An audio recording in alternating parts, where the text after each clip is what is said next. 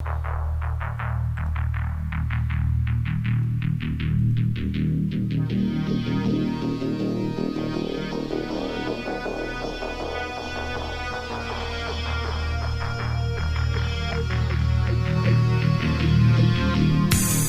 to Paranormal Central, broadcasting live from Central California with your hosts Jeffrey Gonzalez and Alan Thomas.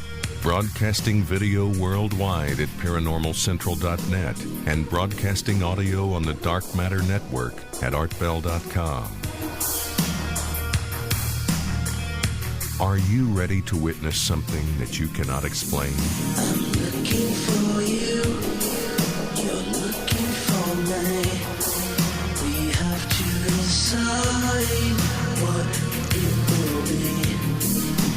Can it be true? Can I believe the unexplained? Look into the sky.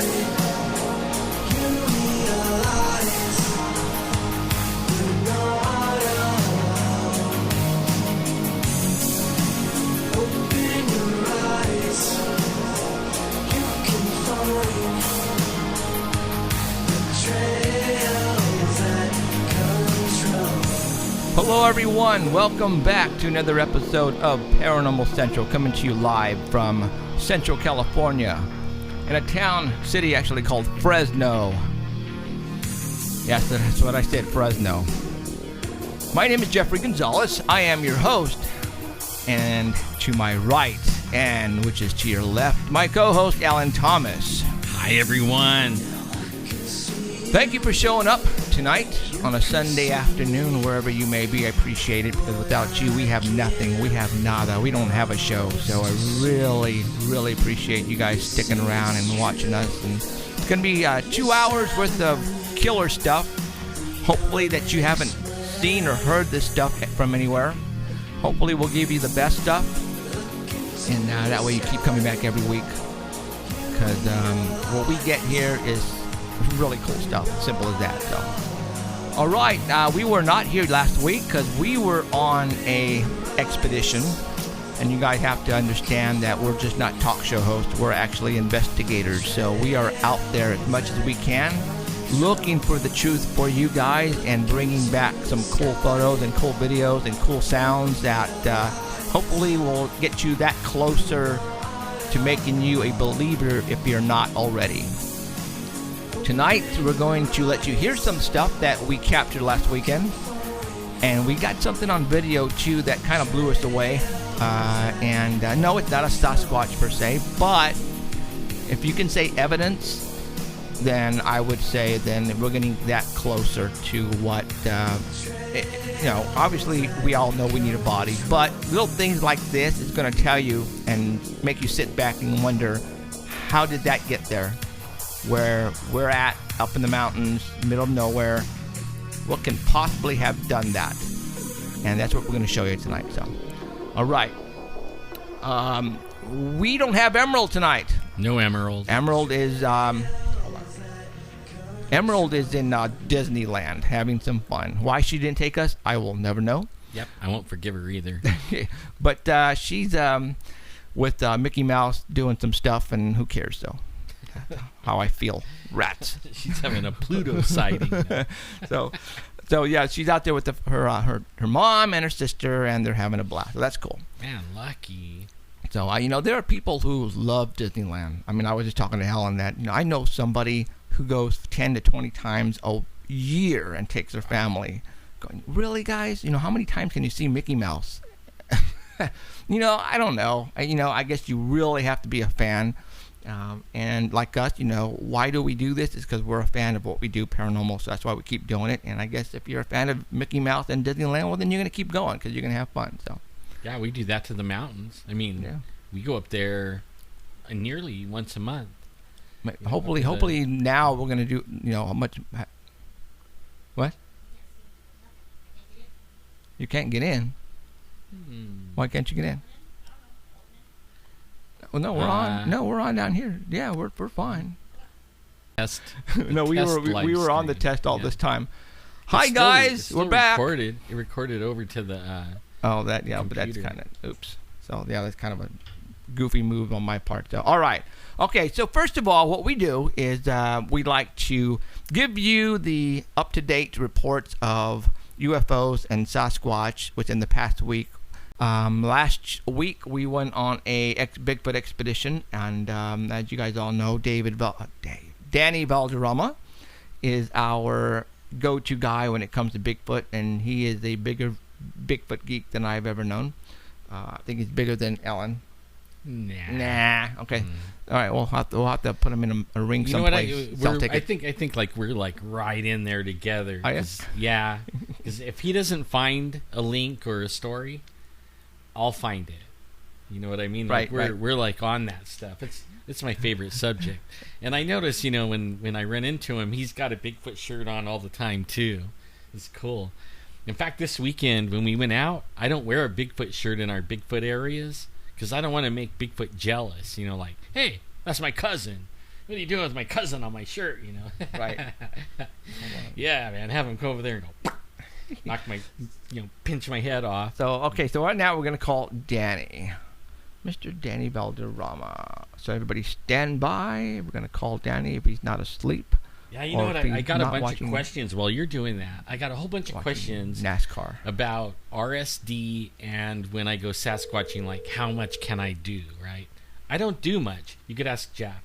They go off hiking. I stay in camp. Yep. I mean, poor guy. I get to sit in the truck. They go off and they took these great pictures. Hello. And, I'm in the truck for real. Mr. Squatchman? Hey, Danny. What are you doing? Mr. Squatchman's sitting right next to you. Yeah. Well, he seems. Yeah, I guess he seems to think he can beat you up. Squatchman 2 is on the air with us now.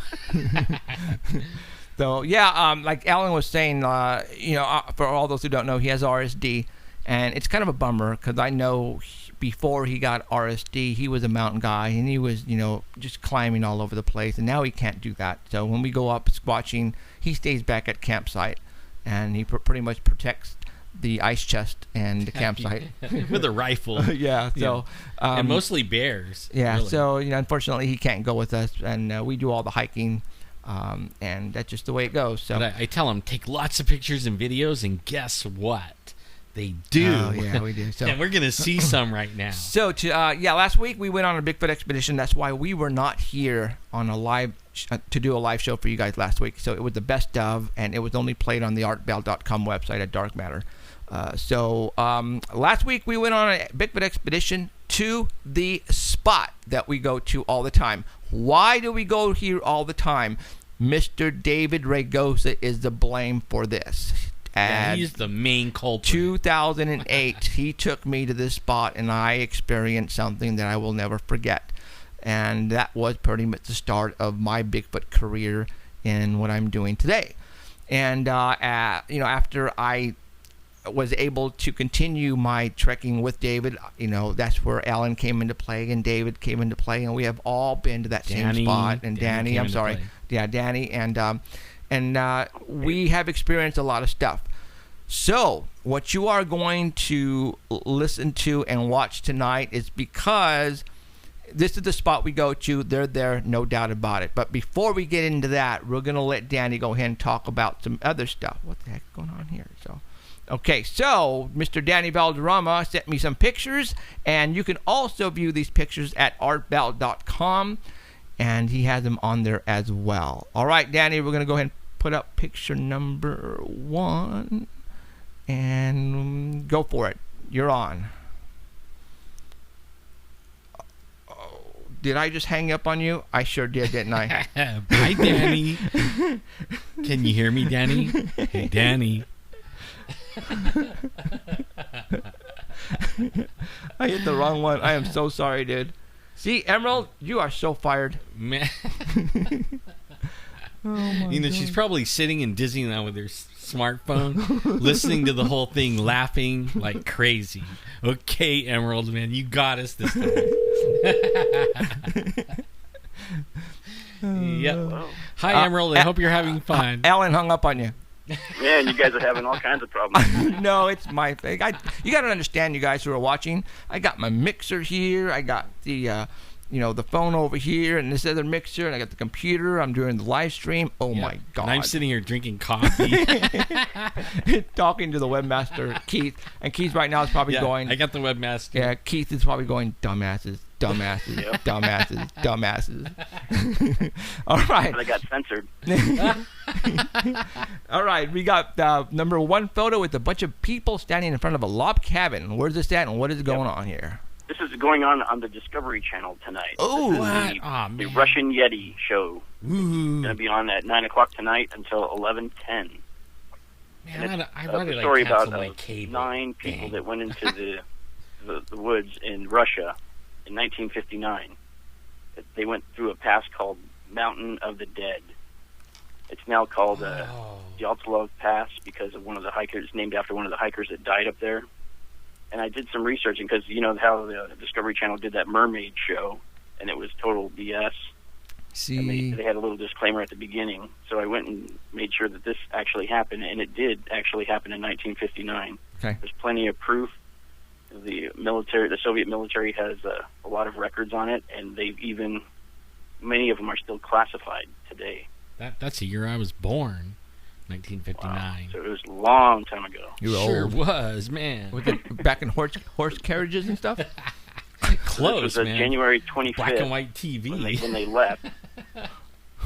And there was one ski instructor, 3 engineers, 7 students from a polytechnic school in the Soviet Union. And they were on a training exercise for future expeditions. They just wanted to get some practice in. And there was actually 10 to begin with, and one got sick and stayed at the last outpost before the mountain range. So that essentially saved his life. On January 28th, they were supposed to reach their destination. And of February 11th, they were supposed to arrive back. And nobody had heard from them for about a week, so they started a search party for them. And when they finally found their equipment on February 25th, almost a month later, and they found the tent that was torn open. No. They found a tent that was torn open, and the prints, 8 sets of prints that were fanning out from the tent. So it looked like something happened. Well, now what type of prints? Footprints. Their footprints. Okay. The footprints varied. They were some had socks on, some were just a bare foot that was running, and some of them had just one shoe on. Yeah, and something scared them from the tent. Wasn't the inside cut from the tent? Like they cut themselves out of the tent from the inside, right? That's what the research showed. That the tent wasn't torn from the outside; it was torn from the inside. Right. Like they didn't have time to do the straps on the front of it. They just ripped the tent to shreds and got out. So they found 2 of the bodies underneath a tree, and they were only wearing their underwear. And they found branches above them snapped off at the 15-foot mark. Wow. And when they looked at their hands, there was pretty much nothing left of their hands. All the skin was gone because it looked like they were trying to climb the tree up to the 15-foot, and they were breaking off the branches and all that. Wow. So the 3rd body was found with a 7-inch fracture in its skull. And then the 4th body, no evidence of a struggle, but there was blood nearby her body. And it was revealed. And there was one body that had its tongue torn out of its mouth. The woman's head was tilted back, and the tongue was torn out of her mouth. They found rolls of film and journals inside the tent. And the 5th leader, there was another leader that was found, and he was found. His one hand was clinging to a birch tree, and the other one was like wrapped around his head, like trying to protect his head, frozen in the snow. Oh, wow. And it took 2 months for them to find the rest of them because there was 12 feet of snow. So once the snow started melting, they found the other ones. And another one looked like he had been struck in the head with a hard, heavy object. And the last 4, when they found them, they were all fully dressed, but the other ones were missing clothing. And it's probably because they were buried in snow, and they were thinking maybe that when the other ones died, they took the clothes off of them to keep warm. But the 2 of the men that were found, their chests were crushed inward, and they suffered from massive internal injuries, but there was no bruising on the soft tissue. and they couldn't explain it. They said that the force on the chest was too much for a human to do, but it was the same type of injury that you would expect in a collision, in a car accident. Oh man! And had a head-on with a Bigfoot, right? Yeti. So something like the size of a Sasquatch, just boom, karate chop to the chest. Sounds like. Well, that's what it kind of sounds like, but then it kind of gets weird when the families claimed the bodies. They were complaining that the bodies they had were orange, and the hair had turned gray, and the people that had the clothes still on had radiation on them. Oh, like UFOs. So that was weird. But they when they did the reconstruction of the crime scene, they found that they were able to determine how long it took them all to die because of the food that was still undigested in their stomach. So that gave them a time frame to work with, and they had figured that the last person died within 8 hours of them running out of the tent. So they didn't live very long. But the final ruling was that they all died because of a compelling unknown force, which means nothing. Real, absolutely nothing. I mean, and what you're describing to me, radiation and the blunt force. Well, blunt force, that's, could be a Sasquatch, but radiation nowhere near a Sasquatch, and that's telling me possibly UFO, alien, and plus the tongue torn out of the mouth. Yeah. And they had 5 conclusions that they drew, that five explanations. One was the Mansi warriors that were in the area. They thought that maybe they saw them in their area and didn't like it, so they came and raided their camp at night. But nobody had a gunshot in them. Nobody showed a sign of struggle near them. So they did think alien attack, because 32 miles south, there was a group of hikers that saw a series of strange orange spheres in the northern sky where this other group was.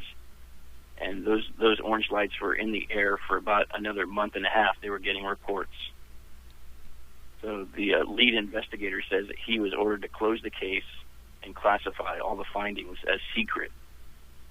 And he also said that this guy that was investigating this said that the torn out tongue was a sign of cattle mutilations. They also have those on there, and the radiation too. So he was thinking an alien attack, right? Possibly connected to the orange globes. Now, with the with what you are describing right now and giving us as far as facts, why are they suggesting Yeti then? I don't know why the Discovery Channel is saying Yeti. See, it doesn't look like. Yeah, so why?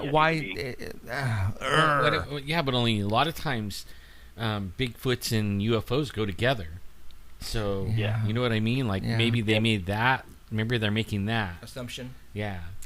Well, the third reason they gave was a military experiment gone wrong, and this kind of sounds more plausible. Russians mess with stuff, The survivor records indicated that the military found the site 2 weeks before the searchers found it, and they were doing something in that area before the searchers got there. So if this was an experiment that went wrong, maybe they were cleaning up the site before the searchers got there. Or they found something. Or they found something crashed to Earth and killed these people, and they were cleaning it up before the searchers got there. Huh. The fourth reason they gave was avalanche, because the injuries were so inconsistent with that, they ruled that out too. And then the fifth one was a Yeti, because of the injuries that were on some of the people that, from what they saw in the snow. Now, the tent torn apart. I heard that they found bits and pieces of bodies and like they were eaten and stuff like that. Is that actual evidence? Yeah, on the official report, it doesn't say anything about the bodies being torn apart and all that stuff. Just the only part that was torn out was the tongue. There's some nasty old pictures online of it showing the bodies, like the ones that were buried, and they are like orange looking and crushed. Then if they actually posted photographs, then that's telling me then they're not trying to hide anything as far as bodies go, if those are the actual bodies, because I heard there were bits and pieces of bodies everywhere, like something was eating them, and I don't know if that's true or not, but Yeah. Now for the Discovery Channel to go and say, well, you know what? Let's pick 5. The fifth theory is a Yeti. Let's go with that. Yeah. Yeah. See, I tried not to go to the Discovery Channel and read their reports. I wanted to find something totally opposite of it before the Discovery Channel even did their show, because I wanted to find out the actual facts of the case, not what Discovery Channel, because we all know that the TVs don't exactly tell an accurate story. No, they don't. No. Sadly. Yeah, very badly. So that's a bummer. So they also said that there was a report that found near the tent was a note that said, from now on, we know there are snowmen. But it's not in the official report. It's just like a rumor that was around. Snowmen. There was no footprints bigger than human size around the tent, and they could follow each one to where the bodies were. And there was, in case they thought maybe they were throwing rocks at him that made him run out of the tent. Right. But as the snow dried, there was no rocks in the area. And they also tried to say that the radiation that was on the clothes, because these kids came from a technical school, there was probably a lab there that may have had radiation that got on their clothes before they left. What made them check for radiation? That's what I want to know. Yeah, I don't know. I wonder how they found that. Yeah, why check for radiation? That's just that's telling me right there that something weird was going on prior. Because like you said, if I found a dead body up in the mountains, would I check them for radiation? No. Not unless it looked weird. Yeah. And they said the pictures are still classified, but the Discovery Channel is showing a picture of what looks like a Bigfoot or a Yeti hiding behind a tree, like coming towards them. And this, so I don't know how accurate that is. I was going to say, and is that from this actual case, or was it on film that they? Yeah, well, because they said that it was undeveloped rolls of film, but those are still held by the government. They're still classified as a secret. So I don't know how the Discovery Channel says it's going to say that they got them. Right. See, and wow, okay. And it had to be pretty scary to rip yourself out of a tent from the inside and not Something use the happened door, Yeah, something came up from underneath in the tent through the snow. It reminds me of the alien abduction guys, up at Courtright. Oh, yeah. It really does. Yeah, it does. Okay. All right, that's cool. So that's 1, 2, 3 photographs. Let's go to photograph number 4, Bigfoot Books. This is at Bigfoot Books. Stephen Strufert down in Willow Creek at Bigfoot Books. Yeah. Yeah, he got in a couple of heated arguments with people online, and then between Monday and Tuesday night, somebody put a bullet through his window out in Willow Creek. And he said he received implied threats of a confrontation or violence. One was in a private message, and the other one was in the comments in Facebook. But when the police showed up, they looked at the bullet, and they said it was a hefty copper-jacketed slug, which may have been a hollow point. And hollow points are used for kill shots. So that kind of left him on edge a little bit. But he's not going to stop. He's a controversial person on there. He's not afraid. He's a skeptic. He does believe that there's a Bigfoot, but he needs proof. He wants to see it for himself and everything. So he owned that store then? He owns the store. He's always in there, and his daughter's going to be in there now because the school's out. So he's kind of worried about that. But the Bigfooters, man, they're not going to kill a Bigfoot, but only they'll shoot at somebody that disagrees with them, right? Yeah. Look, I'm no kill. I won't shoot a Bigfoot, but you better not say you're going to. Right. I'll shoot your ass. I believe that's what the argument was about. I think so. Like, I'll never shoot a Bigfoot. Oh, yeah? Boom. I'll shoot you, sucker. Okay. Yeah. He has no proof that it was somebody from Facebook that was coming after him, but they lined up the shot, and it looked like it's coming from the street. Somebody who was driving by and took a shot at the window. Man, there's been some arguments lately on Facebook about that, man. People are really they're drawing a line in the sand. Yeah. You can get blocked if you say the wrong word. Ooh, scary. Yeah. I'm afraid. Well, you might get shot too, Yeah. Well, that's why we got to go get a concealed weapon permit too. So. Yeah, that's for sure. Especially us. Oh my gosh. Yeah, I know. All right. Okay, we are at, I am showing Bigfoot number 10. Okay, so I guess now I showed the bullet and in the window, and then let's go to number 10, and that is a photograph of us at the spot. The spot. So, okay, well, everybody just fill you in. Motel Bigfoot. Mountain. This is the Bigfoot location, what we call the secret spot. And this is where we go find them. And Danny, go for it. Obviously, you took this photograph. It's like the wide the shot. photo? Yeah, no. We're It's at the wide shot of the camp. The campsite. We're at the campsite now. And it's just like looking into camp. Why, you can't see it? Yeah, I can see it now. Okay. Things started as soon as we got there. You think? David called us and told us to wait at the top of the mountain for him because he wasn't too far behind us. I forgot about that. Standing there at the top of the mountain, we heard 3 screams. Yep. Roars, huh? There was some roars and some screams. Kind of like the ones we heard earlier or last year in March. Well, as soon as I got out of the truck, I was whistling, and something immediately started whistling back at me, and then threw a rock at me. And your son Trevin, something scared the crap out of him. Yeah. Yeah, someone threw a stick at him or something. And he ran. And I turned around, and he was running towards me, and he's like, something just threw something at me. I go, what?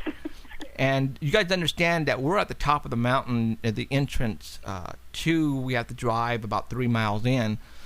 This is where we pretty much wait and for everybody to arrive, and then we go down together in single file in our vehicles. And we were hearing things, and it was like we knew right away, this is going to be an exciting weekend. And let me tell you, it was. So, all right, so this is the campsite. Let's go to the next photograph, and that is Bigfoot number 11. And, when we're down there, we go and we go look for prints. And where did you find this print at, Danny? This was like from the campsite, you take that left to the Y. Mm-hmm. And it was right along there. Right along there. So obviously this is not Bigfoot. This is our bear. Actually, there's a Bigfoot in the picture. So this is a bear photograph, bear prints, and it's a very big bear. Yeah, that's a big bear. That's a size 11 shoe there. Mm-hmm. So we got some good sized bear walking around down there, guys. So that's why we carry weapons. And there's even baby bear prints, like smaller than those, right around there too. Okay, now. We go hiking. We go hiking everywhere, guys. Okay, when we go down there, we don't just stay at camp and twiddle our thumbs. We go hiking. I stay. And I mean, Alan stays back behind. But we go hiking forever. And David took us on some hiking trips this time that just kicked our you-know-what. Now, to see who went. It was Danny, myself, Robert, Scott, and... No. Was it Robert? Oh, no, it was just us 3, huh? Yeah, it's just 3 of us. Yeah, so it's me, Danny, and Trevin, Danny's son. We went and took the high road, and we walked up, and we started walking down, and we found this, which was kind of unusual. Now you guys are going, okay, big deal, which is a bunch of trees clumped together. Well, not necessarily. Tell them, Danny. There was no broken... We checked all the trees around there. There was no broken branches where these trees could have come from. It looks like they were all placed there, wedged in between other trees that were standing there. Kind of looked like a hunting blind. Yeah, and those trees are big. Those are big trees. Those aren't twigs, you guys. All right. I mean, I wish we should have placed somebody there to give a size comparison, but to the top of that, what you guys are looking at right now is about good 8-9 feet up. So those things are 30-40 feet long, and the circumference are about maybe 9 inches, 10 inches. So they're very heavy. 2-3 people could not wedge those things in there. And we looked up. The next picture is a little further back. Okay, let's go to that picture then. This is the stuff we find there, guys, all right?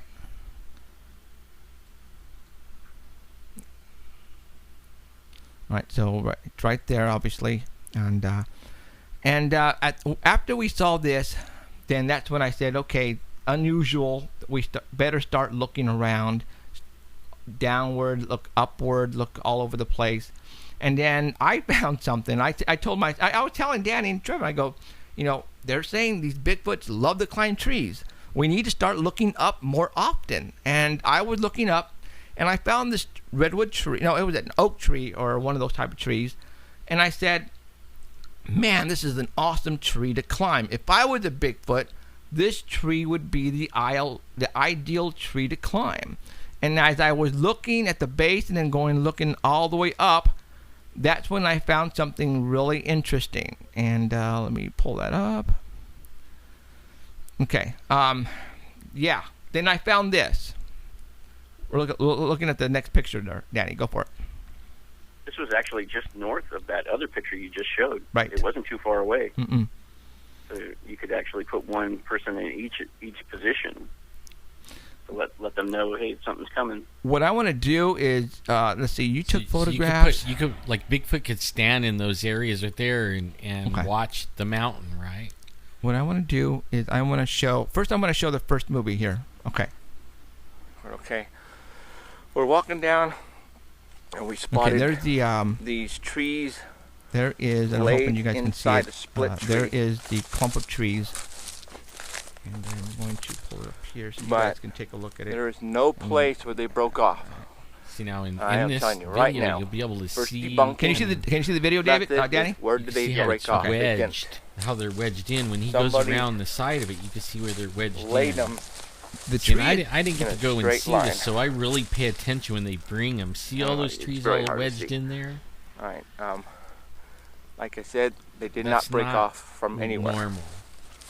They were picked up and And placed. there isn't enough snowfall in that area to knock trees down. Now, yeah, that tree is actually split, and all these are like right in the split of that tree, like they were placed in there and pushed in there for some reason. Like I said, they did not fall. There are no broken limbs in any of the trees around where you see those trees right there. There are no broken limbs, so that's why we were looking at each other and we're going, that is not Somebody man-made. physically put that there, you That's guys. not I'm telling you naturally right now. made by accident Somebody or made by that. nature. Something actually placed those And there again, for a purpose. No What broken those purpose is, I don't anywhere know. And like Danny said, around. camouflage of some type. Something can definitely That is hide cool. in there or by That is there very if they were cool. waiting for a deer or for some food to walk by. And so there you go. Or So- it could be a marking for other Bigfoots to say, hey, I'm big. Don't come in my spot. So are we still on? Yeah. Okay, cool. I'm going to show you the next movie now. The next movie is the actual, the big time. I'm taking another Okay, this is what video, we found. but I'm I gonna pause missed it real quick. before. All right, we walked. How far down did we walk until we found this tree? And not very far from the area you just showed. Right. It was just north of there. Okay. That's what I said. All right, Let's start I'm gonna show looking, you this and I tree. found this cool tree. I said, "Well, look at this Tree tree. is a beautiful tree Very to climb. cool." I And then started we're looking up. Very cool tree, And then and we I said, "This would spotted be this. great for a tree house." And I went, "What is that?" All right, I just paused it. What kind of tree is that, Alan? That's an oak. An oak tree. All right, A live oak. a live oak. Okay. What do you? I'm circling with Or a my blue oak, I'm with my mouse. I am circling two certain areas. I'm circling this, and I'm circling this. All right. These particular wood pieces of wood is not from the same tree. That is not. No. That is like. It looked like a bench. That's like a redwood. Okay, from redwood trees. Now, if you look closely at this particular tree piece of wood, there is a piece of the wood sticking out, and it's like it's wedged purposefully to hold it up right in there. All right.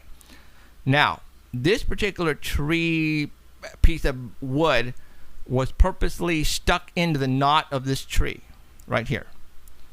And that was not done naturally.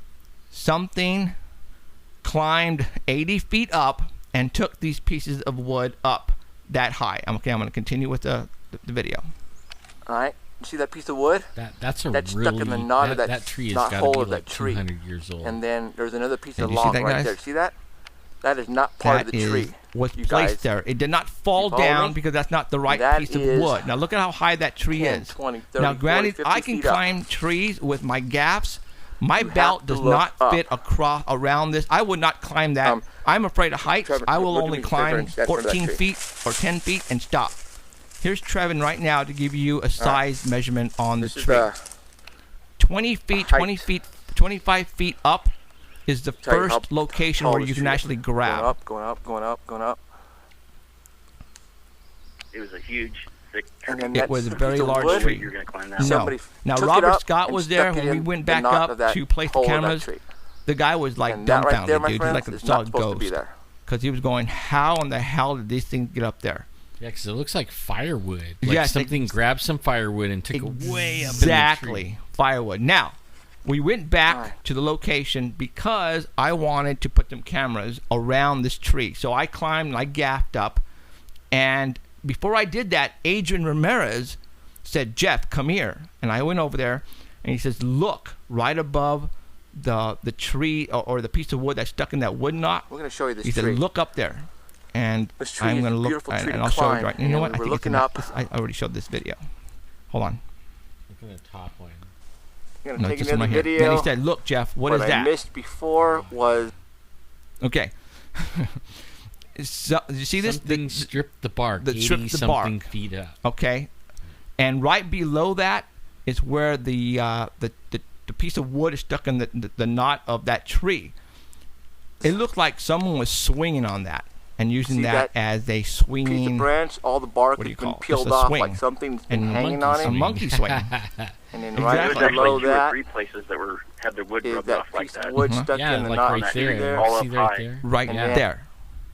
Right there. Like, what's big enough to rub the bark off a tree 80 feet up? Now, Usually. now you could say, okay, a bear or a mountain lion. They don't go that high. Like that. Okay, but let's just say people who don't believe are going to say that was a bear who did that. Well, would a bear take those pieces of wood up there and place them in there? No. No. No.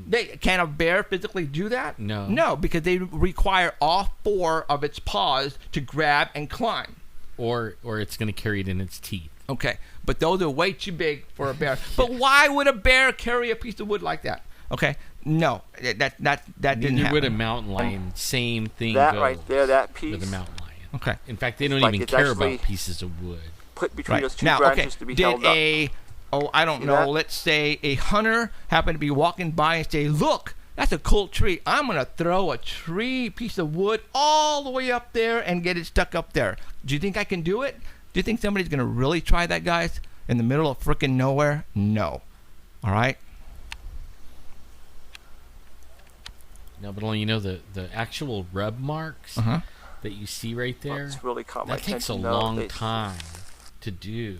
Okay, I'm Maybe not that one so much, but on those other ones down lower, that's like wear marks. Like that's more than one time of rubbing up against it. See, And does a bear go all the way up there to rub itself? No. No. In fact, we should have took pictures of. There's a rub there spot right by was. our camp. yeah, that there was. We probably Is, should. Maybe Danny took pictures the of it. I bark don't is know. really Did you, smooth. Danny? Taking pictures of it in the right past. there. Okay. Ah, yeah. I might have to look for that. I think I have them. That Okay, is see how about high that is, 75 guys? feet That high. is way up And we there. left.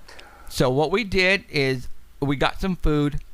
We placed fruit. Actually, it was fruit and some bars and food and stuff like that. We put them in a bag, and I leaned a piece of long limb and I hung it right there, and because Bunch of fruit and stuff.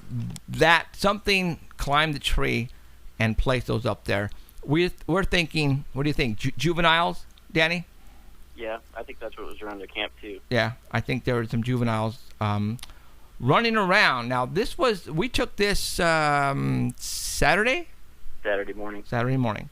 All right. Now, what else you got there? You took some photographs. I'm going to go ahead and put these photographs up here. Okay, right now there's a footprint. I got the footprint up. That's that footprint you're talking about, right? Yeah, it's Okay. kind of hard to see on mine Okay. because it wasn't very deep. Right, and I'm going to show you there is the little one of the toes here, and here, and it goes down like this, and it goes down like this, and it goes down like It was that. a human-shaped Yeah, footprint. you're absolutely right. Now, was it somebody in bare feet walking around here with no shoes and no socks on? No, I don't think so. All right, guys, come on, There was we're only 11 of us in the camp, and yeah. Well, it wasn't one of were- us. Actually, me there and was me and somebody Danny- drove me through and- there. me and Joe David drove found through that. there, so Right, it was made after he came back. right. And you know what? I didn't put any Me and photographs David up there, found so. that early in the morning. And Right. it was the only hike I took. And then It's one last flat photograph ground all the way over to it. is us. This is all of us who was at the actual weekend trip There's Robert Scott, Mr. Crazy Robert Scott, Trevin, Adrian Ramirez, Mr. David Ragosa, Kathy, right? Cassie. And I don't remember Richard, and I don't know the wife's name. I forgot. I don't remember. They're friends of David. Yeah, they're friends of David. And then there's Alan. There's my big fat ass right there. And there's Danny. And that too was at the trip this time. Now, Danny, go ahead and tell everybody what happened to us that night as we finished setting up the tents. And we weren't even done setting up camp, and we heard something. We heard some branches breaking, and what sounded like footsteps or something to the south of the camp. And then we could hear what sounded kind of at first like an owl, but then it kept making the same noise over and over, and it kind of sounded after a while it kind of sounded like monkeys, right? Like two monkeys. You could hear that it was more than one. They were at different locations, but they kept circling the camp in a counterclockwise motion. Now, you, myself, and Alan with David, we've been going there for several years now. I have never heard this sound before. Have Nope, you? I haven't heard This was the first for me, and that's why I was kind of stumped. And I'm going, well, you know what? It sounds like an owl. But the next night, remember the next night? Did we hear that again? No.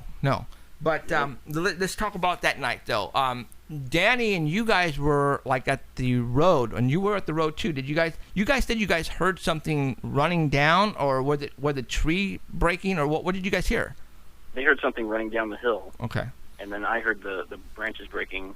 It sounded like it crossed the road, and then once you cross the road, you have to get back into the tree line. Right. So you could hear the branches breaking after that. Okay. Now, this thing was whooping at us, and there was two of them. I heard two. What did you hear, Danny?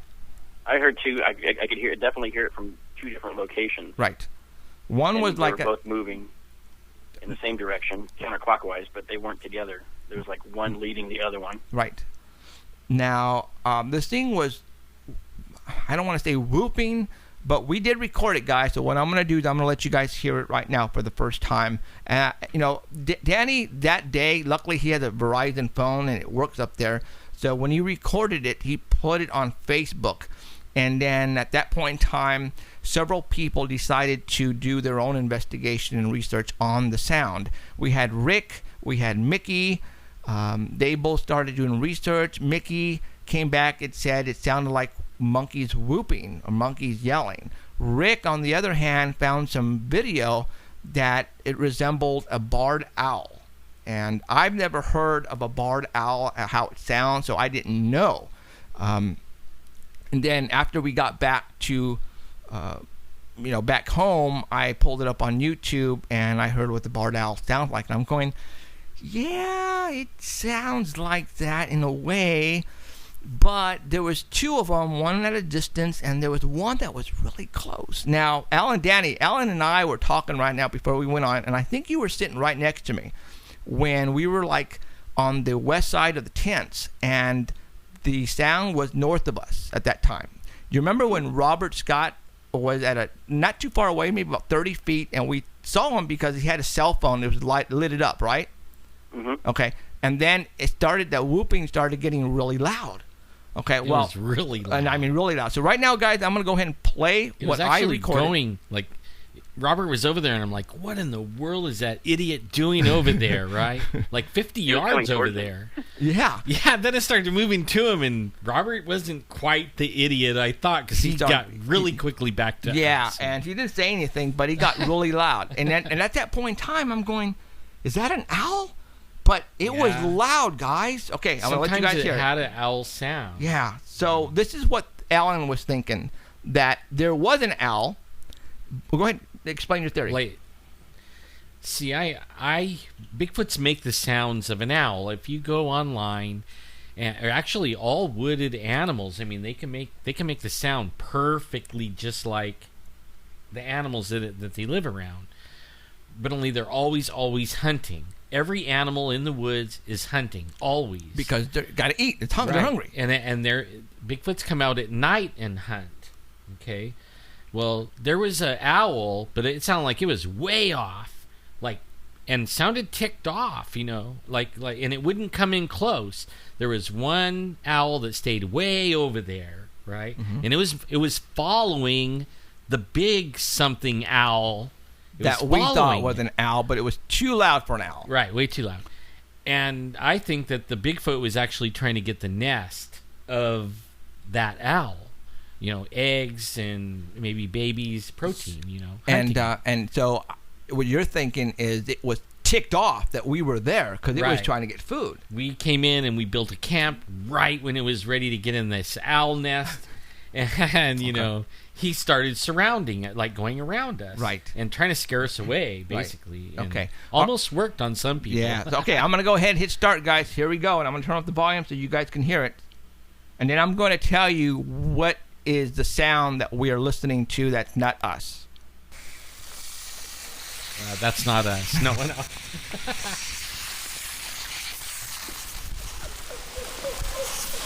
That. Did you hear it?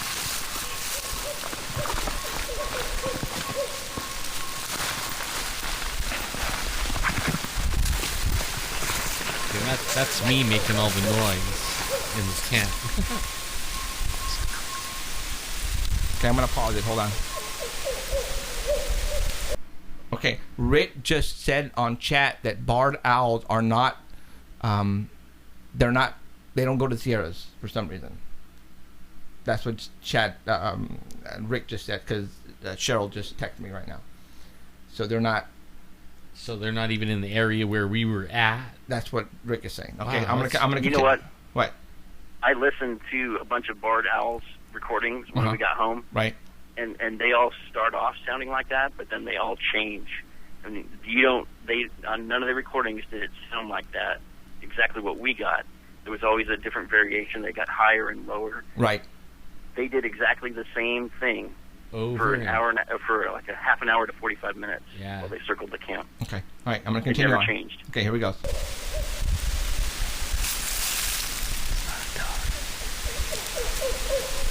Not owls, guys. Owls don't hang out together.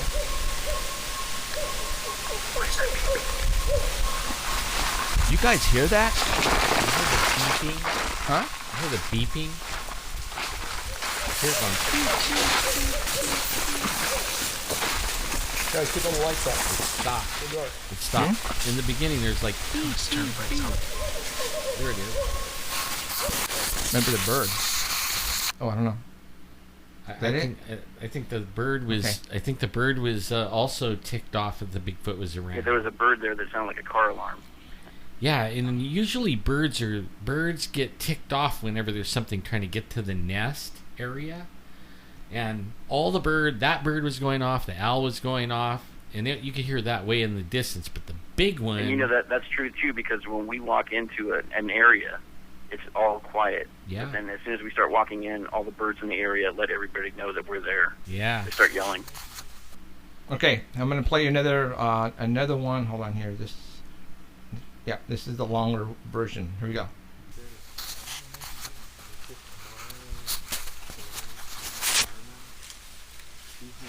Sounds like an echo, like the microphone's on that.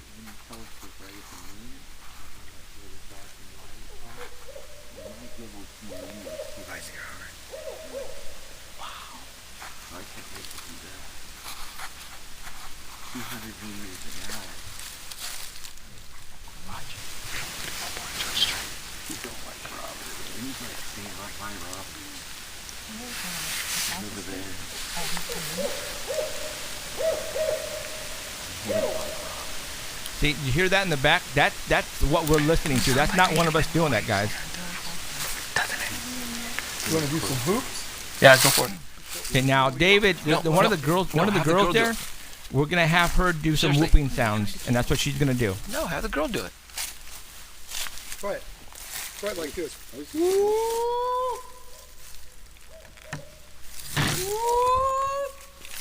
ahead. Stand up and do it. Spin around. Go ahead. Just like that. Good. Okay, you got it.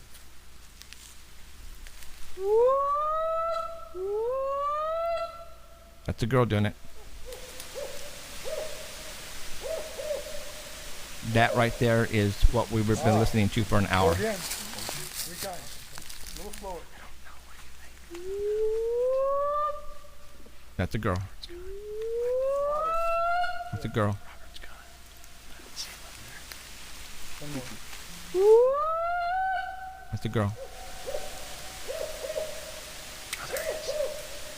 Hear that, guys? That's what we were listening to. And it was going around the camp. We were freaking out. I have never heard that before. Bigfoots don't have flashlights. There's no such thing as Bigfoot. And also another thing to point out too was these sounds weren't coming from up in the trees. They were same level as us. Now, as they circled the camp. Absolutely correct. They were they started from the south east and then north and then yeah, they went around us, guys, and it was hooping, and and then the one came up really close to the campsite, especially to Robert, telling him basically to get the effing out of here right now because I'm trying to get my food. And he looked it scared Robert. Yeah, it did, because he came back and Robert's Mr. Oh, nothing scares me. I'm gonna go out with nothing and go out with my guitar and play lullabies and I'm gonna hug a Bigfoot. I'm gonna hug a Bigfoot. Well, not that time. So I'm gonna play it. Here we go.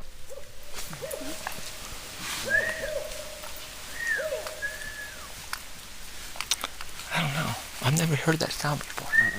Right? That's us whistling. No, that's Alan. I think it's Alan. That's Alan. Coyote make different sounds than just that.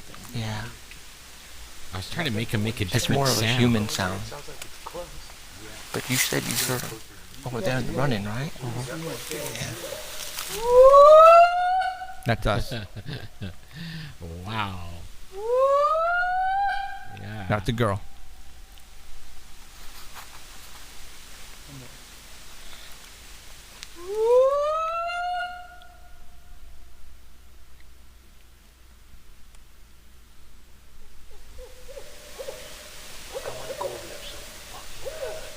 Let him come in. Oops. Beep. That sounded human. That's us. That's us. That one's bad.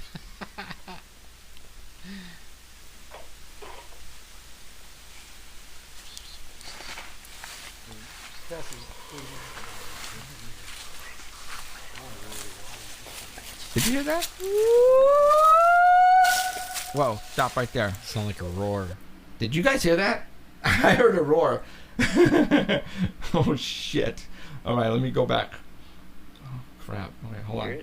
Did you hear it? I heard it. Hold on.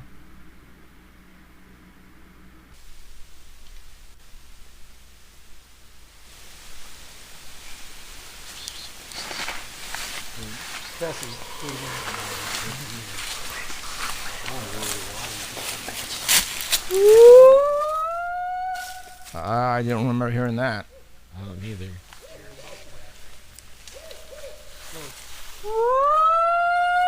It was at 3 minutes and 40 seconds. That's us.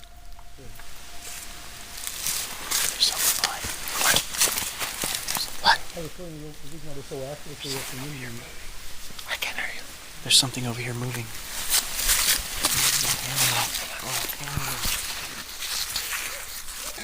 Dave, you know what?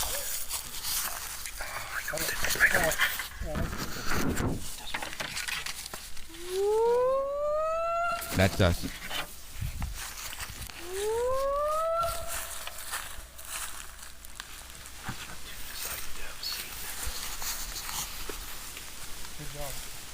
Yeah, somebody, I think Trevin had the, what do you call it? There it is.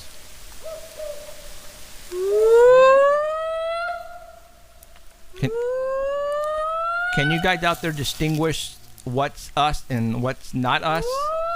The farthest whooping is not us.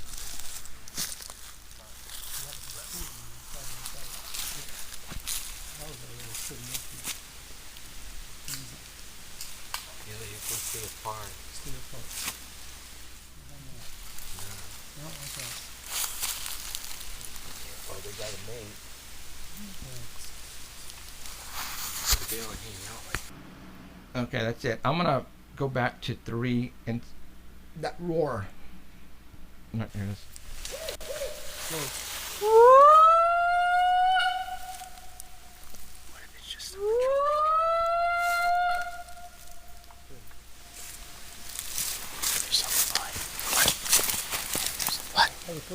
No, I think it's past that. Hold on.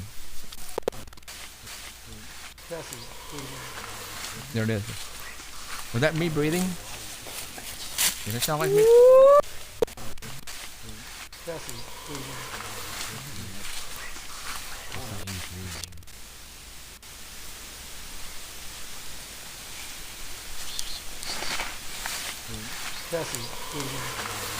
The hell is that?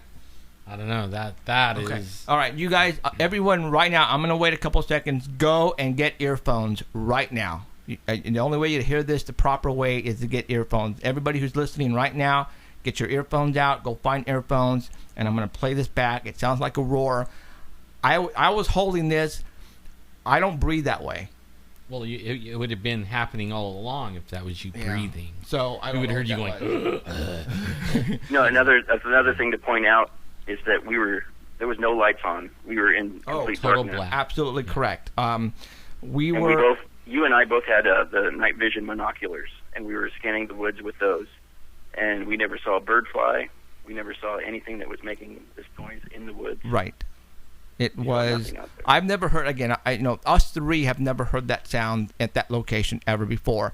On YouTube, I have never heard that sound when it comes to Bigfoot yelling. So that's why we were tripping out. I'm going. That's not a very familiar sound. That goes with Bigfoot. You have your roars. You have your wood knocks. You have when they're trying to communicate with each other, but nothing like this at all. Telling me, like Danny and Ellen said, they were probably the kids, the juveniles, and they were looking for food, and we were in their spot, and we spoiled it for them. So, okay, everybody get their earphones. I'm going to go ahead and play that, what we think is a roar. I'm going to let you guys hear it again. I don't know. I've never heard that before. I'm going to play it for you again right now. Maybe rewind it a little bit. Here we go. That's us.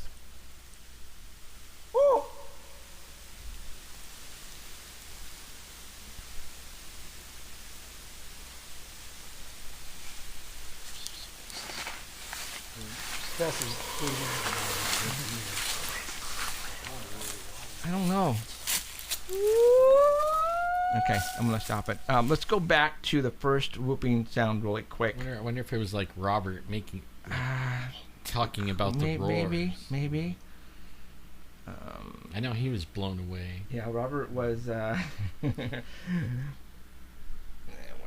minutes is this? What is this?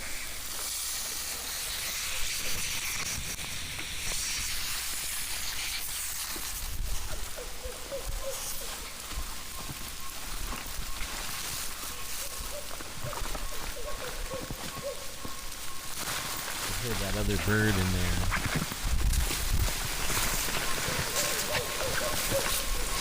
See, that's not us, you guys. Nobody's whooping right now.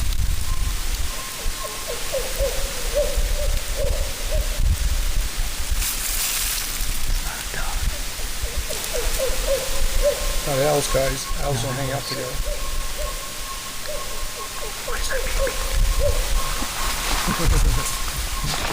I optimized the voice on this.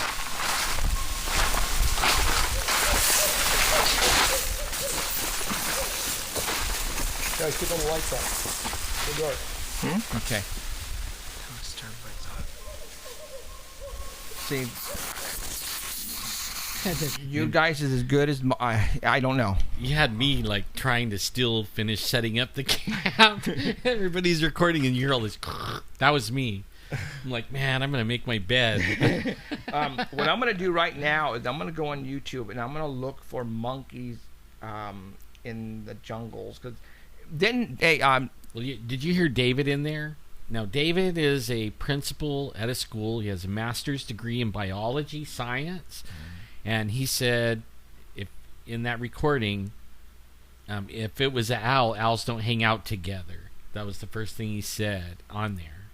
And he's been going to that area for 20 years and spent countless hours in there, way more than us. So he would know, you know, he would know the sounds in there, that's for sure. When they go in there sometimes to pick up their camera, the little SD cards, right. and they'll go in the middle of the night and hike in and then take the SD cards and replace them.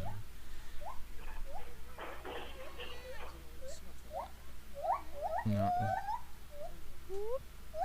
Okay, that's not what I want you to look. Mickey found a good. Where did Mickey get those sounds from? Do you remember, Danny? I don't know. He had it on my link. The link to the sounds on my page. He posted it on there in the comments. Okay. Let's see. I'm trying to find something that. Yeah. So what did you think about that, Danny? Sorry. What was that? Okay. That Yeah. was my What? house. So what do you think? I mean, you know, you were there with us, and I was thinking owl at first, right? but then when I could hear them, two of them, like kind of following each other, going in a counterclockwise motion around our camp, and they weren't up high like I thought an owl would be. Right. They were at the same level, and I tried to find the source of the noise with the binoculars that I had. I couldn't find anything. It's kind of weird. So after a while, when it was making the same continuous sound, I didn't think it was an owl. Yeah, it was too loud for an owl. Yet, granted, we're in a canyon and everything echoes, but that thing was like right there. And for an owl to be right there in our camp, there's, you know, they want to be far away from humans, and that's just, I just couldn't see that happening, because whatever was there really close and whooping really loud scared Robert enough to get him back to where we were at. Well, before It was pretty quiet. Before we couldn't hear feathers or the wings flapping. Right. You can't hear elf wings. We heard branches breaking. Yeah. Something coming down the hill. Okay. Remember, what is that we have? See, I couldn't hear that. What is that? Oh, the Man. the dish, the earphone, the dish, parabolic. The parabolic. Yeah, Trevin had the parabolic, and me and him were passing it back and forth. Okay, and listening to this now. Okay, now before you guys started recording, when it first really started happening, it wasn't an owl at all. I mean, it was more a monkey, and we actually were hearing the footsteps before it started to make the monkey sounds, and Trevin was like, "Oh my God, something's moving over here," you know, and he passed it to me, kind of like scared, like, because it was bipedal. And then I put it on, and sure enough, man, there was something walking around, like maybe, I don't know, 40 yards away, and you could hear it perfect in the parabolic. And then right after that, it was like it moved across the road, and then up the hill a little ways, and then that's when it started making that monkey hoop, hoop, hoop sound. But not an owl. It wasn't an owl at first. It was actually a hooping. Right? And I mean, it did the hooping thing for a long time. It actually moved around the what do you call the south side of the camp, and then it started to sound like an owl. But it actually hooped all the way around, and then when it got over there, it started sounding like the owl of the owl that I think the nest it wanted to get into. Okay, I just pulled something up on YouTube. It says whooping monkey, so I don't know what this is going to sound like. Let's try it.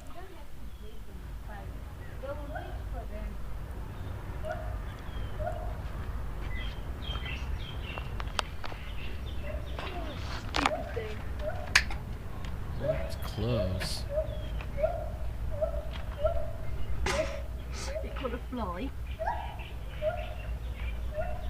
Mickey had a great one, and it sounded like, whoa. Yeah, you have to go on Danny's page, on his Facebook page. I think it's on Jeffrey's page. Oh, is it?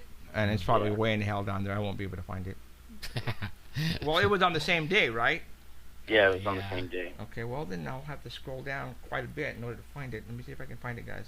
So keep talking, Alan. Yeah, well, when it was hooping, and then I passed the parabolic back to Trevin, and we actually you could hear the branches breaking and the bipedal footsteps along with the sounds that it was making. 'Cause, you can't hear owls flying. Okay, their feathers have a certain kind of I don't know, they're made where they don't make a sound at all when they fly. But only they don't make bipedal walking steps either. And you could hear that perfect with the parabolic. I mean, and I wish we could record off of that thing. I think there's a way, but we haven't done it yet. But man, I don't even think we had a chance to get all our equipment out because we were just putting up the tents when we heard it, when we started hearing it. Right? Yeah, I was still putting up the tent. Up the camp. After you guys started recording, I thought, you know what, I'm just gonna go. You know, it started sounding like an owl, and I thought, oh, man, I'm gonna get my bed set up. I got in there and started rubbing it around, like, shut up, dude. It would happen quick. Yeah. It was really quick. I'm still looking on my. I'm scrolling down, you guys, on my Facebook on my phone because I want you guys to hear the whooping that Mickey Burrell, our forensic expert, sent us. When Danny sent it to him, he says, what is this sound? And right away he went and tried to find something. What Memorial Day is the 26th? God, I am so past it. God, what a dumbass. Yeah, but it wasn't on Memorial Day. It was more like 25th or 4th. See, it's Monday. What happened? It was like Saturday, Friday. Friday night, huh? Friday night, right? Yeah. May... Then where is it? One thing we were all in agreement that it wasn't an owl. Out of all the people sitting there, we were pretty much all in agreement it was an owl. Yeah. And I grew up in the mountains and then had a ranch in the foothills for 25 years. And we actually had this owl that lived right above our house. And it, around the base of the tree, you would find owl, what they call owl pellets, where they eat, and then they upchuck the feathers and the bones and everything in a little bitty pellet. And so, we listened to the owls all the time out there. It's gone. It's not here. They never sounded like that, ever. I can't find it. Yeah, I can't find it. I don't know what happened. It's just not on my wall anymore. And it skips through a lot of stuff. It goes from May 19th to to May 25th. It's like the Facebook filter. Gotcha. Well, it's just monkeys making sound. So why would it do that? I don't understand. So I can't. Unfortunately, guys, I can't play that for you. So I don't know. So, well, there you go. That was not us. We don't know what that was. People are saying it was a barred owl. I don't know, man. Well, the next night we had something walking around the camp, but it didn't make any noise. You could just hear it walking. Yeah. And that scared Trevin again. And as we were just talking around the campfire, then that twigs were breaking and stuff like that. FLIR representatives, if you guys are listening to us right now, we need one of your FLIRs because we could have got the best shot of a Bigfoot, evidence of a Bigfoot. Then, oh my God! We were talking before the show. You go, imagine us having a FLIR with a recording capability, and this thing we could have determined right there and then if it was a monkey, if it was an owl or Bigfoot or a person. We could have distinguished it right there because it was completely black out there. We did not have any lights on except for the cell phones, and we could have distinguished right there and then what was it if we had a FLIR. Simple as that. We could have took some good pictures with a FLIR. Oh, my God. That is for sure. So, okay. All right, Danny, what else? I think that's it. That's it. All right, man. Okay. Well, Mr. Sasquatch, obviously you're not in jail, so you didn't run anybody over this week. That's right. All right, dude. All right, we'll talk. Oh, you know what? I need that CD or whatever, all those pictures from you. Yep. When can I get from you? I'd probably tomorrow. Okay. So how do I do this? You going to work tomorrow? Yes. Yeah. You know what area you're going to go in? I have no idea. Oh, you know what? I'll probably leave early and drop it off at your house. Okay, that would be cool. Appreciate it. All right. All right, thank you. All right, talk to you later, Danny. Later, okay. Danny. Okay, we'll see you. Okay. Bye. Bye. Well, I need to get, Danny's our photographer, and I need to get some photographs from him. Why? We are taking a little trip on Friday to Los Angeles, you guys. We have 2 meetings set up. Oh, sorry. Yeah. You just got censored. Pretty crazy, but we have 2 meetings set up in Hollywood on Friday.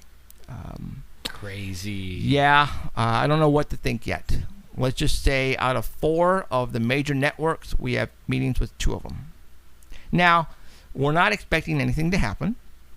They just want to talk, and I don't think it's the bigwigs or anything like that. It's, it's the people at the lower level, but they're hearing the hoopla of Paranormal Central, and they want to know what the hoopla is all about. So we are going to go down there, and we're going to present them with some stuff and let them see the episode with James Fox, and let's see what they say. And let's see what happens. Yeah, one day we'll be showing you guys that episode. You're going to be blown away. Yeah, I mean, completely blown away. Wow. And but we can't show it. Not right now. So, yeah, we're getting excited. And yeah, so I got to get ready. I got to get all the stuff together so that way Friday morning when we leave, and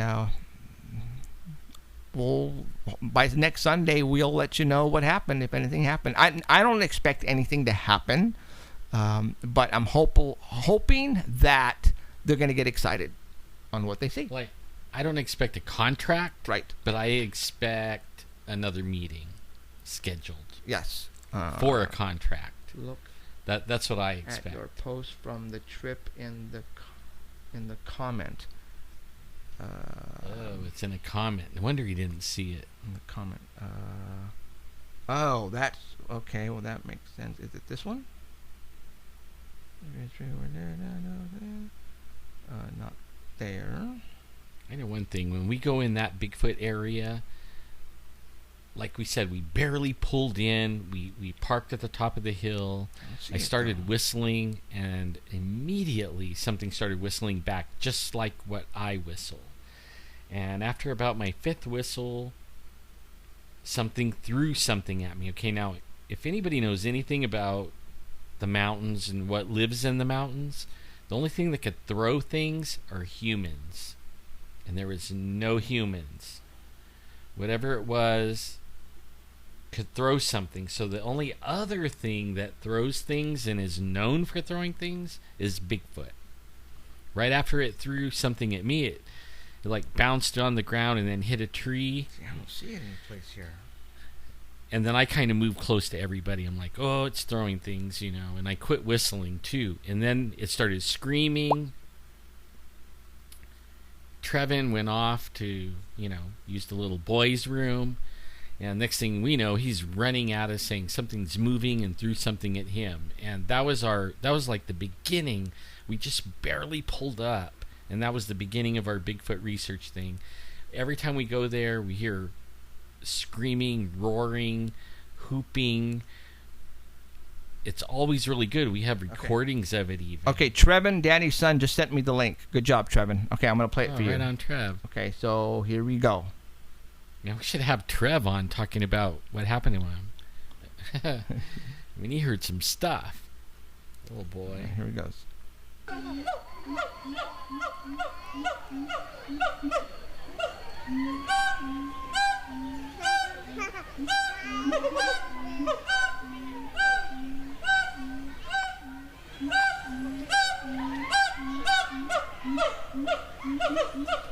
That's close. That's really close.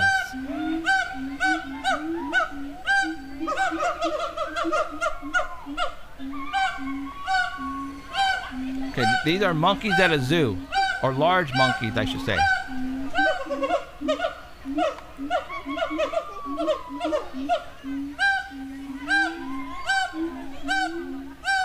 Okay, now this is us.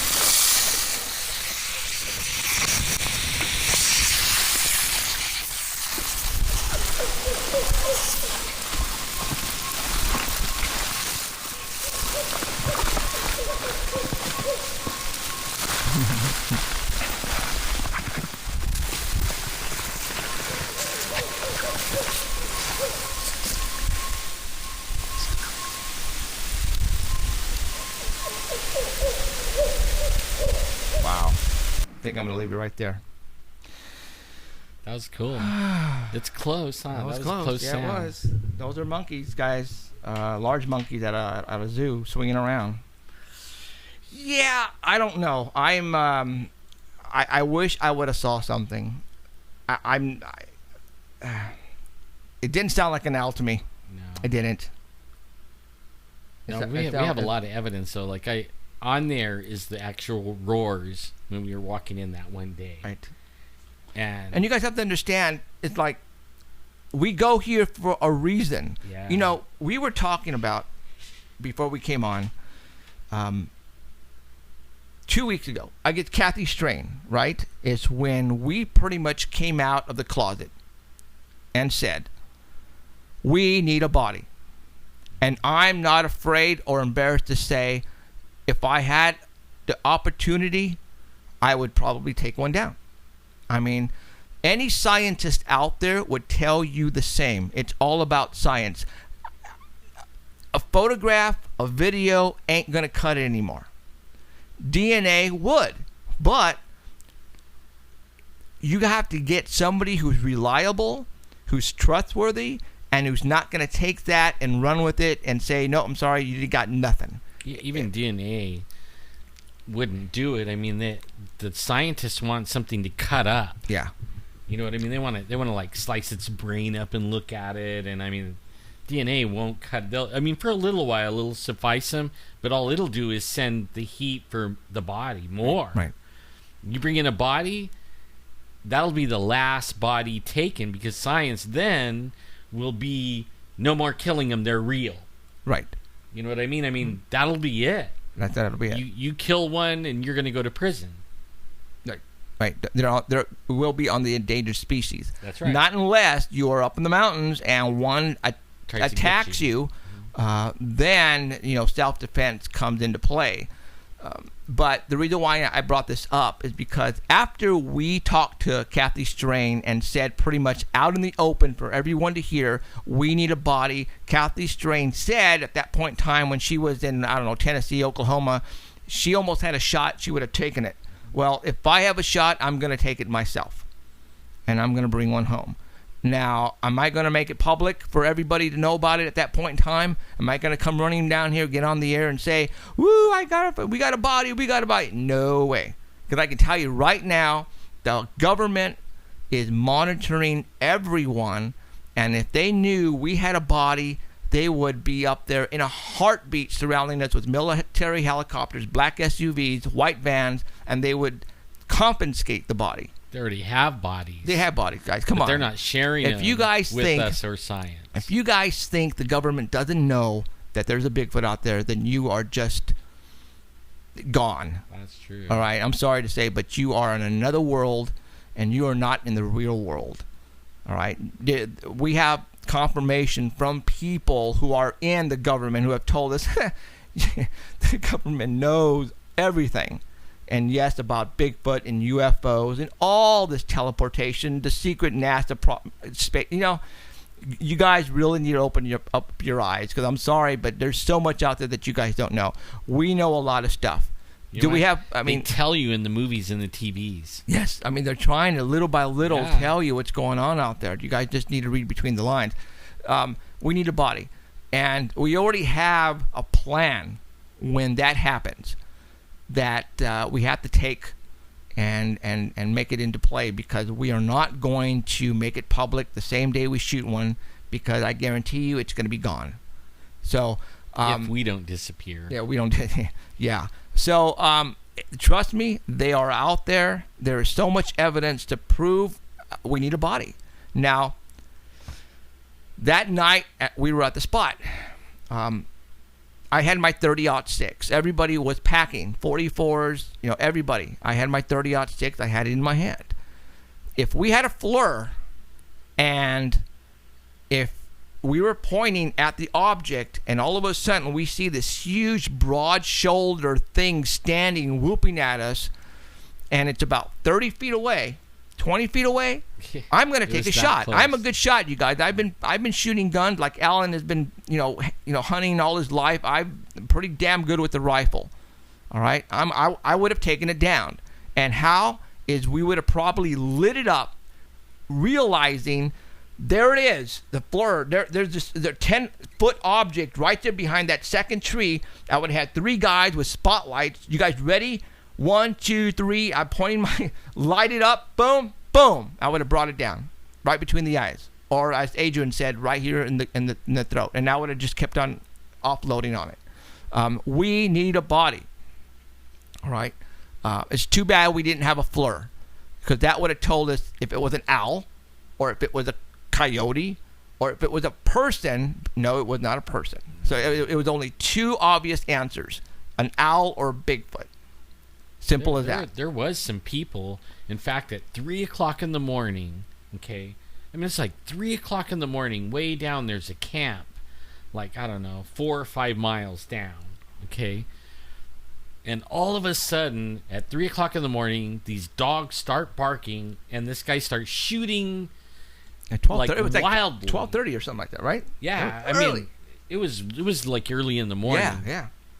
And it was like, what in the world is this guy shooting at? And what sane person shoots their gun in the middle of the night? You can't see anything to shoot. Yeah. That was right after, I would say, a half an hour or so after the whooping. Whatever was in our area left us. Mm-hmm. The next thing you know, way down there, a few miles down, these people are shooting wildly, and the dogs are barking and everything, and you can't hear them talking or yelling, but you could hear the dogs barely, and you could hear the guns for sure. Right. It was like, wow, those things just left us and went down there and started messing with them. Yep. And scared the crap out of them. They were shooting like crazy. They were. They really were. Early in the morning, guys. Mm-hmm. Like 12:30 in the morning. Now, again, the reason why I brought all this up is now it's coming out on Facebook, on YouTube videos.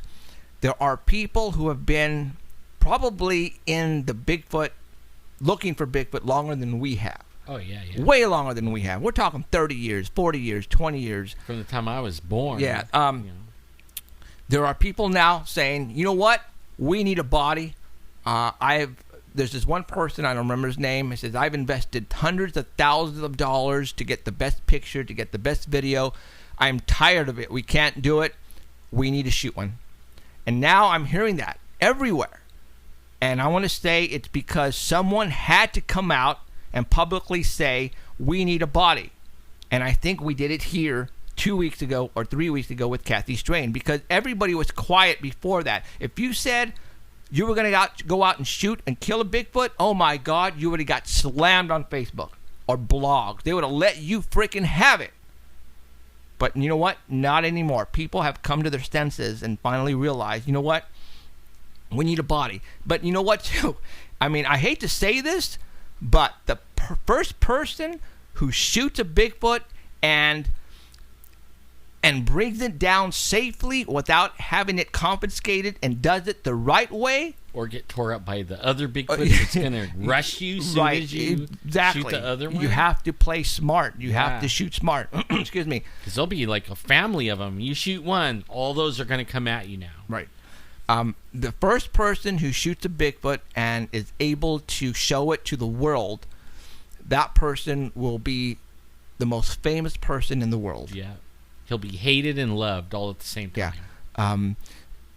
But, once people realize after the fact, after it all happens, that the government's going to come out and say, okay, Bigfoot is real, now we need to keep it on the endangered species, blah, blah, blah. Then they'll understand, okay, we had to sacrifice one body. But you guys, come on, think about it. How many people are dying on a daily basis around the world from murders and rapes and there's so many people dying, so many animals that are dying out there in the world, and people are really getting ticked off about one Bigfoot. Come on, give me a break. All right? So, hate me if you will. I don't care. All right? But I think it's the right thing to do. There's these guys, I mean, and I don't know what to think about this, and I've been reading these stories for a long time, but the ones that are really like pro non-kill, no kill, they think the Bigfoots couldn't be killed anyways, right? I mean, they disappear. They have psycho, like they can read your mind. They can disappear, like you said, disappear. Yeah, I mean, they could be in Oregon and you're in Florida, and they can mind speak with you. I mean, they go through portals and disappear and all kinds of stuff. That I actually think it's a flesh and blood thing. I don't think it's like all that. Unless there's another kind that is like I don't know, alien. Yeah. When we were at the campsite this past weekend, or Memorial Day, I had to, David Ragosa is, I don't know what he thought about me shooting one. And then I had to tell him, you know what, I'm going to do this as safely and using common sense as I can. Don't expect, if I see a Bigfoot at 150 yards, 200 yards, I'm not going to take a shot at it. Come on. You all know who are in the Bigfoot business of trying to find them. These things could be 10 feet, 12 feet, 13 feet, 1,000 pounds. At that, he's talking tall. Okay, at that distance, if I happen to take a shot with a 30-06, it'll probably go bink, and it'll probably look at me and say, "I'm coming after you tonight." Okay, no, I'm not going to be that stupid and try to be Mr. Take a shot at 100 yards. No, if I see a Bigfoot, it's going to have to be super close. Like, we're talking 20 feet, 30 feet in order for me to take a shot. See, and that's one of the things. That's one of the things that the RSD people, they were telling me, how do you go out there? Like RSD makes it where you can't do things. You can't walk. A lot of people don't even go out of their house. And they're telling me, like, wow, how do you go out there and do that? And drugs. I told them, a little bit of that. But the Bigfoot comes to us. Yes, absolutely. I mean, they go hiking all day, and I stay in camp, so I'm not, like, hurting myself at all, hardly. I mean, sleeping in the tent is rough. Don't get me wrong, that hurts me. But I'm not doing nothing more than what I'm doing right here. Right. But only at night, they come right in, and like what Jeff said, he's not going to take a shot. The only thing is we can't see it. We can't see it. It's dark. It's dark. You see shadows, you hear movement, you hear steps, and they're like 30 feet, 40 feet. Yeah, I mean it's close enough where you could hear footsteps right there, and everybody gets really quiet, and they're like, there it is. It's walking around the camp, but you can't see it. And I don't know how many times that happens. A lot. Every time we go up there, even in the day, you could hear it snapping and everything. And over the hill. You're looking around and you don't see nothing, man. Freaking ninjas. They're forest ninjas. And that's why we need a FLIR sponsorship. That's right. FLIR, call me. So, or one of those eagle eye, falcon eye cameras. Oh, yeah. Man. Okay. So, right now, there are a lot of Bigfoot investigators now who are now coming out of the closet and are changing their ways and say, we need a body. So, there you go. We need a body. So the scientists say we need a body. Absolutely, we need a body. And that's what we're going to try to do. But I got to have the shot. I got to have the shot. Now, if I shoot one, am I going to get in trouble? Well, remember, Bigfoots don't exist. Yeah. According to the government, Bigfoots do not exist. How can I get in trouble by shooting something that doesn't exist? True. Okay, take that to court. All right? Mm-hmm. Bigfoot don't exist. So obviously, were they going to get me for murder? No, we don't. Bigfoots don't exist. So actually, there's no laws in California. No. Keep it. I mean, because it doesn't exist. It doesn't exist. Yeah. All right. Now, even though I seen one 10 feet tall, it was as real as me. Yeah. Okay. Now, we just had. There was a little while ago, a report came out in Tulare, the mountains of Tulare County, that there was a missing hiker, 73-year-old missing hiker. He's been missing for 24 hours. They just called it off. They can't find him. Less than 24 hours. That's what they just said.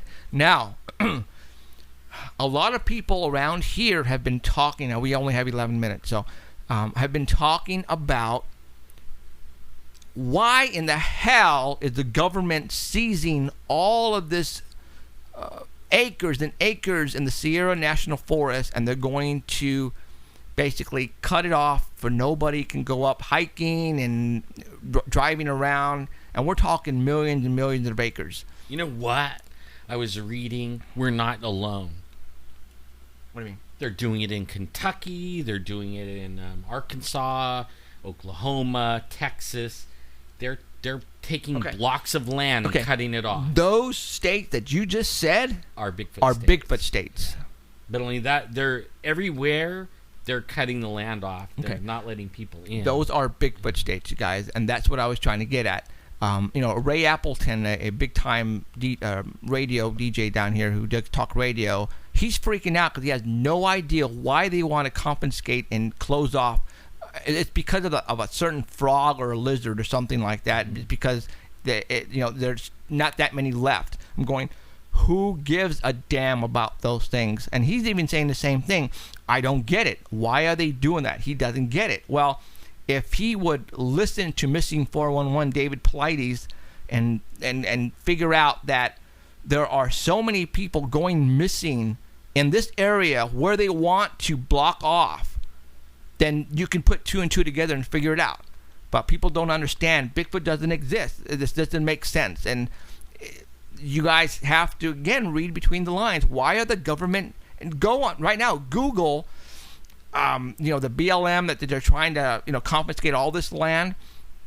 This is all the same land that all the Bigfoot investigators are trying to go in to look for the Bigfoot. And all the same land that all these missing people are going missing. It's right there in front of your face. But if you don't understand Bigfoot and paranormal like what we are doing, then you won't get it. Actually, the biggest danger of shooting a Bigfoot is the Bigfoot getting you and you disappearing. If you're by yourself. Right. I mean, that's why you don't... Even if you're in a group, I mean, if there's 3 of you and you don't have enough guns, right, you might kill the Bigfoot, but all of you will disappear. If you are not smart and play it smart. I mean, that's the biggest risk you got. Yeah, you're right. They will grab you and you'll be gone. You'll be dead. Yeah. You'll be missing. Mm-hmm. And it happens, I bet, a lot more than we think. For all those people that say, "How come you never hear about a bad Bigfoot?" And he attacked somebody because that guy didn't live to come back and tell you about that attack. That's right. I mean, that is the only reason. If you saw the one I saw, he was 10 feet tall. His arms are this big. I mean, he was graceful. He was fast. When he ran, his head didn't bob up and down. He was like, he was a ninja. I'm going to tell you. The Native Americans say Bigfoots are bad. Mm-hmm. They are deadly. They will eat you. They will kill you. Don't mess with them.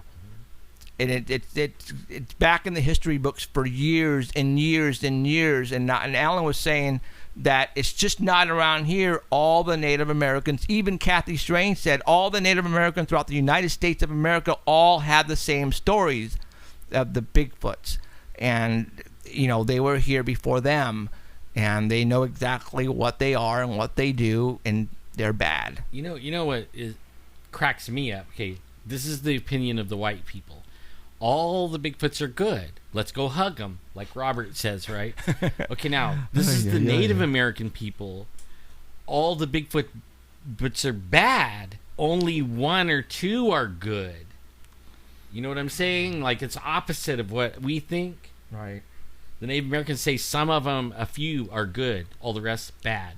Americans, they say all of them are good. Maybe there might be a bad one, like a Jeffrey Dahmer Bigfoot. Yeah. Again, They're wild animals. Dead men don't talk. Yeah. They don't, man. And people are going missing all the time. So okay.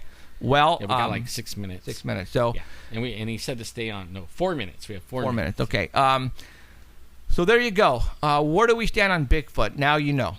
And I think it was because of us who had basically come out of the closet and said that we need a body, that everybody now is coming out and saying the same thing. And it's the truth, man. It's all about science. Once you have a body, you will be able to make them endangered to therefore keep them alive. For me, I'm afraid of them. Still. What I saw kept me out of the mountains for 6 years. It was that freaking big and scary. Okay? Yeah, they shoot it. I'm going to be like with the other gun looking for the other one. Yeah, and again, I'm going to shoot smart. I can't, if I see one looking at me straight in the eyes and there's 3 or 4 other ones, I'm not going to shoot it. No way. Way. There could be, and you can't see them. Yeah, we've got to be. There's got to be. They don't run in. They don't go by themselves. Yeah, there's got to be at least 4 or 5 of us, all with weapons and a truck nearby. 3 minutes. What? 3 max? 3 minutes now. Oh, 3 minutes. Okay, so 3 minutes. All right, that's it. There you go. Bigfoot. Do we believe in Bigfoot? Do we believe in Bigfoot? Abso-freaking-lutely, we believe in Bigfoot. We know a lot more than a lot of you guys don't know out there. But we share it with you. Yeah. What you heard tonight, you guys, we heard, and it's life changing because you're going, wow, there's actually something really up there, and down here. Don't think that they're just up there, guys. All right. In the orange field. Yeah, so this Friday we have a little trip to Hollywood. Hopefully it will turn out like what we want it, and it's just like a small meeting, so we'll see what happens. And if there's something exciting to tell you, we'll tell you next Sunday. So, all right, for Jeffrey Gonzalez, which is me, and Alan Thomas. That's me. And Emerald, who's not here. Who's with Mickey Mouse doing something. I don't know. But bye, thank you very much for sticking around. And we'll see you next week. Take care, all right? Peace out. You're listening, Emerald. Good night. Adios. You have been listening to Paranormal Central with Jeffrey Gonzalez and Alan Thomas, broadcasting worldwide at paranormalcentral.net and on artbell.com. Stay tuned for next time. Remember to keep your eyes to the skies, and we hope you witness something you cannot explain.